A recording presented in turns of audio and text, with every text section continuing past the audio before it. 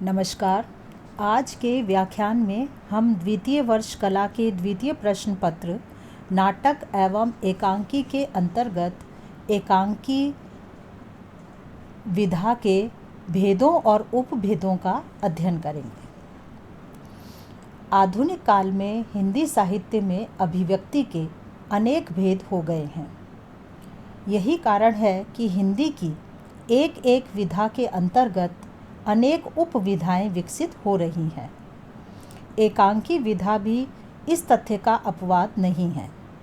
सेठ Govind Das, doctor Ram Kumar Verma, doctor Satyendra, doctor Nagendra आदि विद्वानों ने एकांकी विधा के अनेक प्रकार गिनाए हैं, जिनमें पर्याप्त मतभेद है। एकांकी के भेदों को मुख्य रूप से 4 भागों में और उनके उपविभागों में बांटा गया है। पहला प्रवृत्तिगत आधार पर, दूसरा कथ्य संदर्भों के आधार पर, तीसरा अभिव्यक्ति के आधार पर और चौथा शिल्पगत आधार पर।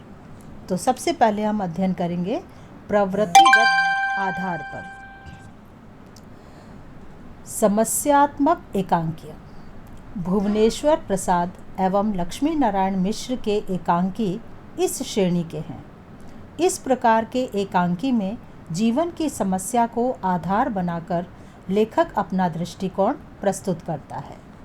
इसी में दूसरी है संवेदनात्मक एकांकी। इस प्रकार के एकांकियों में लेखक हृदय स्पर्शी अनुभूति से दर्शकों को भाव विभोर कर देता है। डॉक्टर राम कुमार वर्मा तथा सेठ गोविंद दास प्रवृत्ति के एकांकी इसी श्रेणी के हैं। तीसरा प्रगतिशील चिंतन परक एकांकी। इस प्रकार के एकांकी सामाजिक वर्ग भेद पर आधारित होते हैं। अश्क जी के एकांकी इसी श्रेणी के अंतर्गत आते हैं। चौथा आदर्शात्मक एकांकी। इस प्रकार के एकांकियों का उद्देश्य प्रख्यात कथा या पात्र के माध्यम से चरित्र उत्थान की चर्चा करना होता है। वृंदावन लाल वर्मा के एकांकी इसी श्रेणी के अंतर्गत हैं। दूसरा कथ्य संदर्भों के आधार पर। इसमें प्रमुख रूप से आती हैं ऐतिहासिक एकांकी।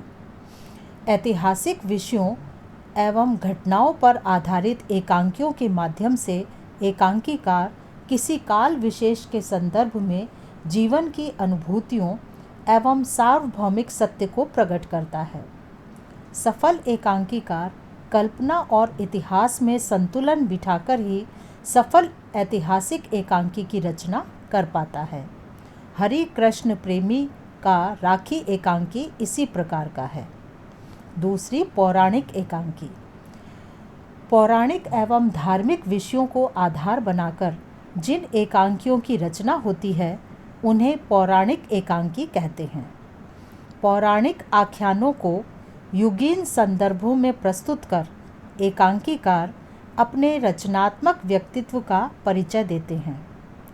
राधा चरण गोस्वामी का श्री दामा एकांकी इसी प्रकार का है। तीसरा मनोवैज्ञानिक एकांकी।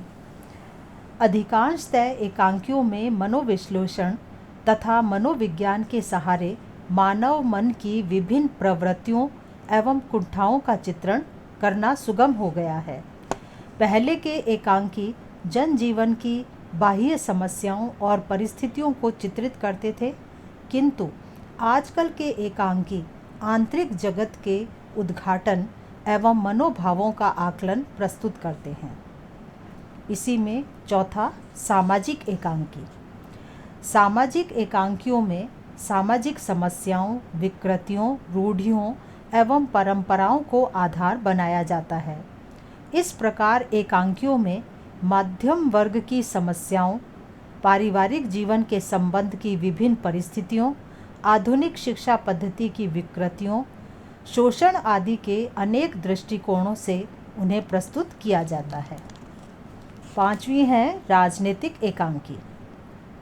इस तरह की एकांकियों में शासन तंत्र में चलने वाली राजनीतिक चालों और राजनेताओं के व्यवहार आदि का चित्रण इसमें किया जाता है। उदय शंकर भट्ट का पिशाचों का नाच एकांकी इसी प्रकार का है। छठा है सांस्कृतिक एकांकी।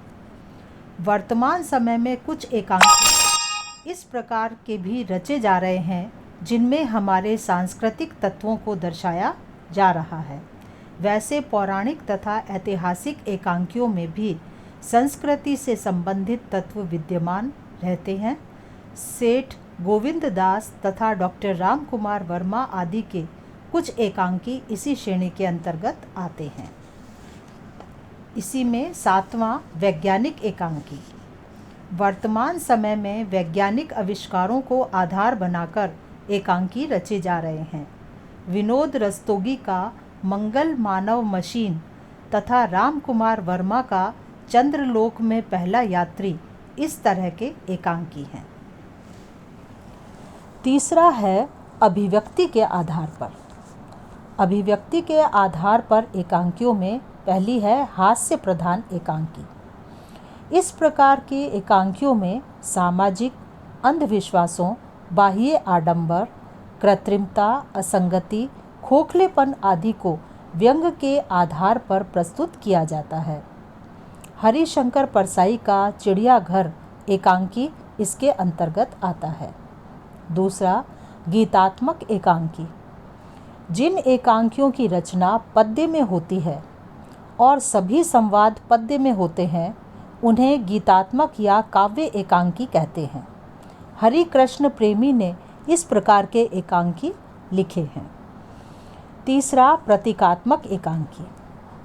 काव्य रचना में प्रतीकों का अत्यधिक महत्व है। ये प्रतीक सामाजिक जीवन से अथवा विभिन्न वस्तुओं से ग्रहण किए जाते हैं। प्राकृतिक दृश्यों को भी प्रतीक रूप में अपनाया जाता है। इस आधार पर रचे गए एकांकी प्रतीकात्मक एकांकी कहलाते हैं। धर्मवीर भारती का नीली झील और विष्णु प्रभाकर का दृष्टि की खोज इस प्रकार के एकांकी हैं। चौथा है शिल्पगत आधार पर। शिल्प के आधार पर एकांकियों के अनेक भेद माने जाते हैं, जैसे रंग एकांकी, एक पात्रीय एकांकी, फैंटेसी, गीति नाट्य, झलकी, रेडियो एकांकी, एकांकी ओपेरा यानी खुले मंच पर आधारित, दृश्य श्रव्य काव्य एकांकी जो कि दूरदर्शन पर आधारित, नुक्कड़ एकांकी, ध्वनि नाट्य। इनमें से कुछ इस प्रकार हैं। पहला है दृश्य एकांकी। जिन एकांकियों की रचना प्रक्रिया में रंगमंचीय उपकरणों को विशेष महत्व दिया जाता है उन्हें दृश्य एकांकी कहते हैं। दृश्य विधान, संवाद योजना आदि का विधान रंगमंचीय परिधि में किया जाता है, इन्हें दृश्य एकांकी कह सकते हैं। दूसरा स्वगत एकांकी। जिन एकांकियों में पात्र अपने मनोभावों, अंतर्द्वंद्वों को अत्यंत मार्मिक ढंग से व्यक्त करते हैं उन्हें स्वगत एकांकी कहते हैं। तीसरी रेडियो एकांकी। रेडियो के माध्यम से प्रसारित होने वाले एकांकी रेडियो एकांकी कहलाते हैं। वातावरण एवं दृश्यों का निर्माण शब्दों एवं ध्वनियों के माध्यम से इसमें होता है। रंगमंचीय उपकरणों की सीमा में नहीं बंधना पड़ता है। चौथा फैंटेसी। जिन एकांकियों की कथा कल्पना पर आधारित होती है, जिसके माध्यम से अलौकिक दृश्यों, अत्यंत गूढ़ संवेदनाओं आदि की अभिव्यक्ति होती है, ऐसे एकांकी फैंटेसी कहलाते हैं। अतः हम कह सकते हैं कि हिंदी साहित्य में एकांकी का स्वरूप निरंतर विकसित हो रहा है। यह विधा में नए नए प्रयोग इसमें किए जा रहे हैं।